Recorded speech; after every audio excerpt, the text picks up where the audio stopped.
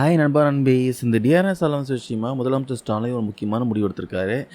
TRS allowance இப்போ 2% வந்து increase பண்ண போகிறாங்க. இது விஷயமா முதலமைச்சர் ஸ்டாலின் வந்து ஆலோசனை பண்ணிட்டு இருக்காராம். சட்டசபை தேர்தல் வந்து நெக்ஸ்ட் இயர் நடக்க போகுது. அதுக்குள்ளே முதலமைச்சர் ஸ்டாலின் பார்த்தீங்கன்னா கவர்மெண்ட் எம்ப்ளாயீஸை குறுது வைப்பதற்காக ஒரு சில முக்கியமான விஷயம்லாம் பிளான் பண்ணிட்டு இருக்காராம்.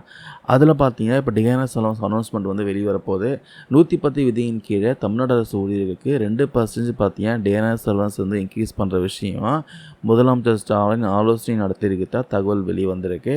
யூஸ்வலாக சென்ட்ரல் ஸ்டேட் கவர்மெண்ட் எம்ப்ளாயீஸ்க்கு இயர்லி 2 வந்து டிஎன்எஸ் அலவன்ஸ் வந்து இன்க்ரீஸ் பண்ணுவாங்க. எந்த வருஷமும் இல்லாத வகையில் இந்த வருஷம் தான் பார்த்தீங்கன்னா இந்த டிஎன்எஸ் அலவன்ஸ் வந்து இந்த வருஷம் 2% தான் இன்க்ரீஸ் பண்ணியிருக்காங்க. இதனால் கவர்மெண்ட் எம்ப்ளாயீஸும் ரொம்ப அதிருப்தியில் இருக்காங்க. யூஸ்வலாக பார்த்தீங்கன்னா இந்த டிஎன்எஸ் அலவன்ஸ் வந்து நாட்டுடைய பணவீக்கம், விலைவாசி இதெல்லாம் பேஸ் பண்ணி தான் நிர்ணயம் பண்ணுவாங்க. பொதுவாகவே சென்ட்ரல் கவர்மெண்ட் அவங்க எம்ப்ளாயீஸ்க்கு வந்து டிஎன்எஸ் அலவன்ஸ் அனௌன்ஸ் பண்ண அதை ஃபாலோ அப் பண்ணி உடனே ஸ்டேட் கவர்மெண்ட் வந்து அனௌன்ஸ் பண்ணுவாங்க. சென்ட்ரல் கவர்மெண்ட் பார்த்தீங்கன்னா லாஸ்ட்டு மார்ச் மாதம் டிஎன்எஸ் அலவன்ஸ் வந்து இன்க்ரீஸ் பண்ணாங்க. இது வந்து ஜனவரி 1 முதல் கணக்கிடப்பட்டு வழங்கப்படும் சொன்னாங்க. ஆனால் ஸ்டேட் கவர்மெண்ட் பார்த்தீங்கன்னா இன்னும் இது விஷயமா எந்த முடிவும் எடுக்கலை. அதுக்குள்ள புதுச்சேரி அரசாங்கமாகட்டும், யூபி, ஆசாம் இந்த ஸ்டேட்லாம் வந்து டிஎன்எஸ் அலவன்ஸ் வந்து இன்க்ரீஸ் பண்ணிட்டாங்க.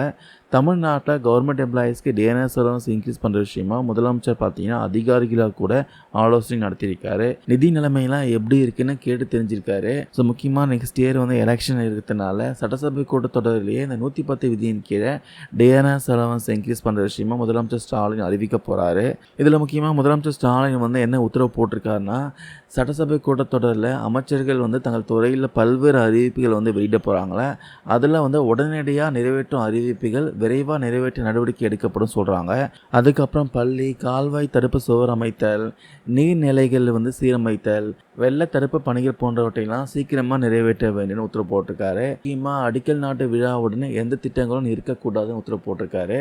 திமுக மற்றும் கூட்டணி கட்சி நிர்வாகிகளுடைய அதிருப்தியை போக்கும் வகையில் அவங்களுடைய கோரிக்கை மனுக்கள் முக்கியத்துவம் அளித்து நிறைவேற்ற வேண்டும்ட்டு அமைச்சர்களுக்கு முதலமைச்சர் ஸ்டாலின் உத்தரவு போட்டிருக்காரு. இந்த பதிவில் நான் ஷேர் பண்ண அப்டேட்லாம் யூஸ்ஃபுல்லாக இருக்கும்னு நினைக்கிறேன். தேங்க்யூ நண்பா நண்பீஸ்.